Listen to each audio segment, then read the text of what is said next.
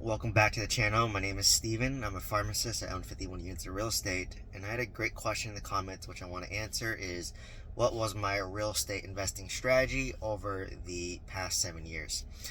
So I started investing in real estate back in 2017 when I was 27 years old. And let me kind of walk through my journey and show you how my real estate investing strategy has changed over time, right? And this is what happens organically, naturally as a real estate investor.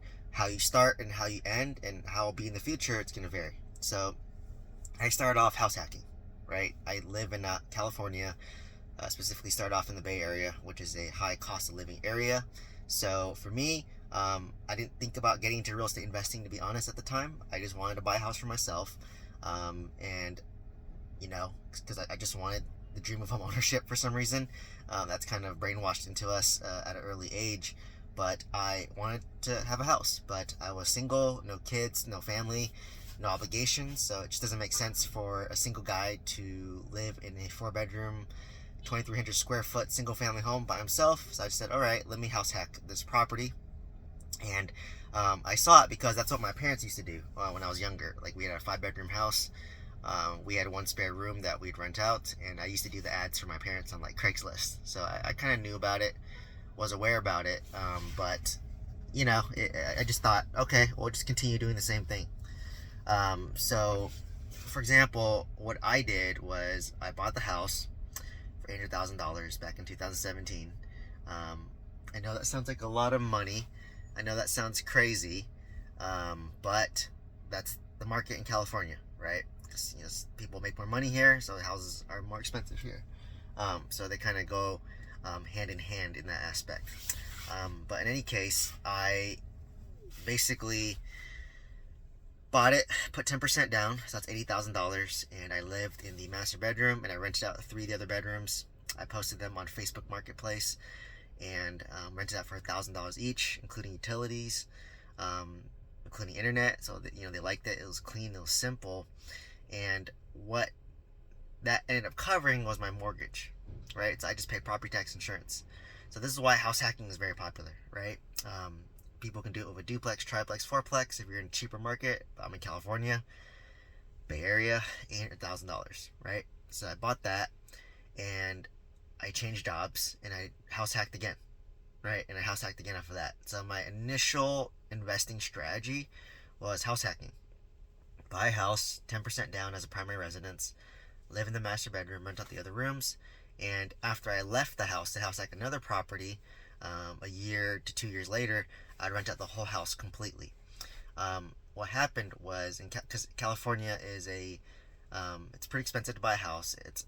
The properties, for the most part, barely broke even or slightly negative, despite me self-managing it.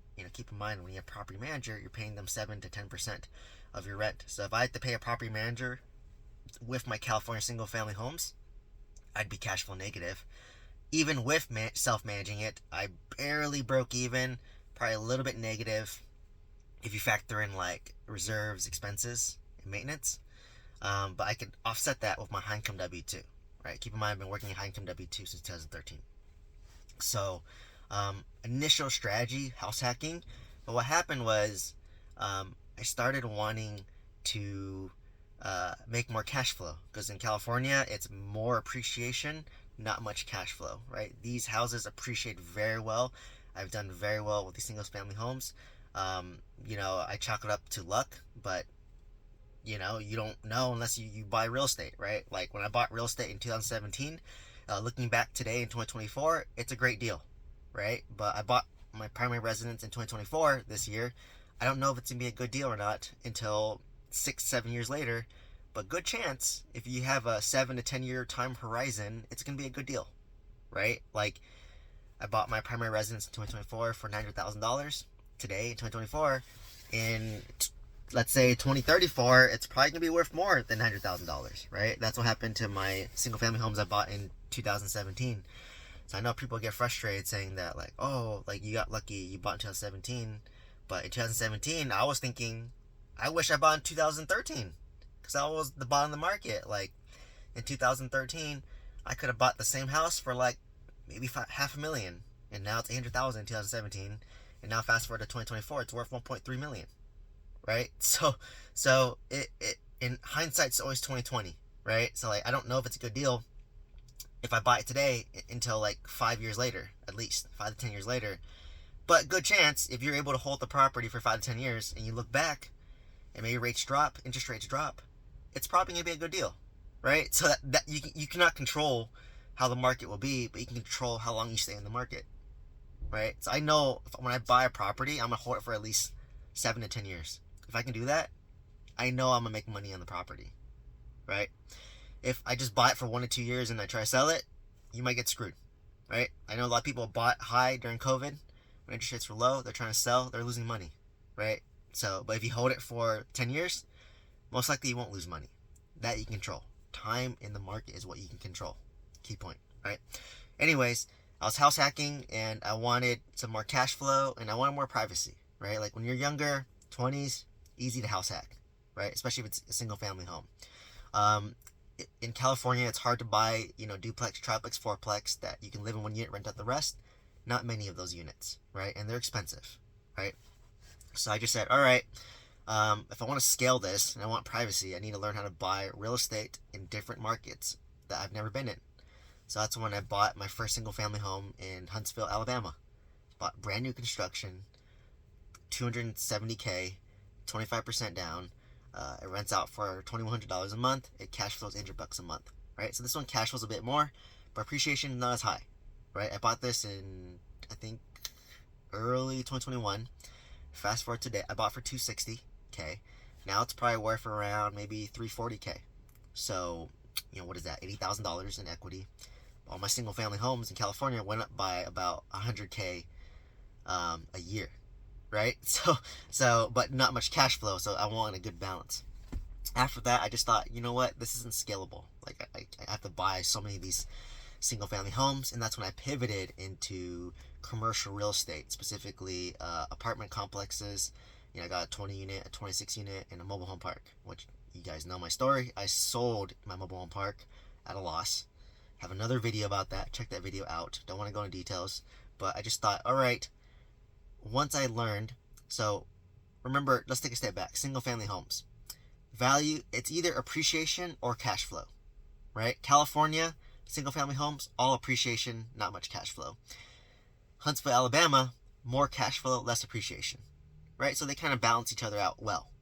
But once I learned about commercial real estate, and for commercial real estate, it's 5+ units. 5+ units, remember that. 5+ units. The value is based on the net operating income, which is income minus expense divided by the market cap rate. So as you increase the income or decrease the expense, your NOI goes up. If your market cap rate stays the same, your value goes up. What does that mean in simple terms? If I bought my 26 unit apartment complex for $500,000, and let's just keep it appraised at $750,000 day one because I bought it off market. Have a video talking about my direct mailing campaign for those of you who are new. And let's just say the rents were averaged around $350. And let's just say I'm able to double the rents after renovations, which is what I did, right? So I renovate each unit about $7,000 to $10,000 each, doubled the rents to market rent of $700. So if I doubled my income, and let's just say my expense stays the same, relatively speaking, what did that do to my net operating income? Increased my net operating income by double, let's say for simplicity.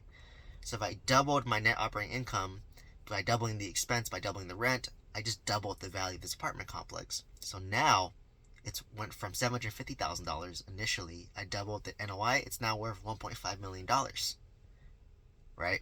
So as I increase my cash flow, I force appreciation. So I was like, oh, so with commercial real estate, the more cash flow you get, it increases the value. It's the best of both worlds. That's why I went into it, right? Single family, it's either, remember, California, all appreciation, no cash flow. Huntsville, Alabama, more cash flow, less appreciation. My 26 unit in Oklahoma, as I increase my cash flow, I increase my value. It's the best of both worlds. And that's when I pivoted my strategy to commercial real estate, right? So it helps balance my California single family portfolio, which is more appreciation by having this cash flow and appreciation. So if you look at my strategy, this is how I pivoted. Summary. Started off house hacking in a high cost of living market like California. Realized it's not scalable, and I want privacy. I don't want to have to rent out rooms anymore, right? As I built wealth, as I got older, as I'm engaged, right? And later when I have kids, I may not want it either. Pivoted to a cash flow market of single families out of state. After buying out of state single family homes, I said, this is not as scary as I thought. Then I pivoted to small apartment complexes in Oklahoma because the value is based on the net operating income divided by the market cap rate. So to me, that was very enticing, very appealing, right? So this is how I evolved as a real estate investor, right? So now I'm buying a primary residence for myself. I'm putting 5% down because I like to leverage it, and I'm kind of cash poor right now, as I build up my reserves. But in the future, I plan to continue buying apartment complexes in Oklahoma, and once that cash flow builds up more and more, then I'll probably maybe go back to buying single family homes in California because of more appreciation here, right? Versus cash flow. So how I'll be as a real estate investor in the future, it really depends on my energy, my capacity. But I already have 3 strategies that I've used and I've been successful in, right? Mobile home park, no, so I'm never gonna buy a mobile home park again, right? That's easy. Don't do that, right? I'm not gonna shiny object syndrome.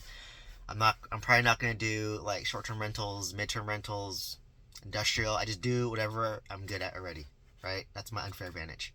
So hopefully this gave you some insight as to my real estate investing journey, the different phases and strategies that I've used to scale my real estate portfolio. And keep in mind, I've been working full-time throughout this whole process. I still work full-time, right? Because it's nice to have that money coming in. It's a great safety net. It helps you sleep at night. So hopefully you get vibe from this video. Let me know if you have any questions down below. Please like, comment, subscribe, share this video with somebody who can benefit. Hope you see you next one. Thank you so much.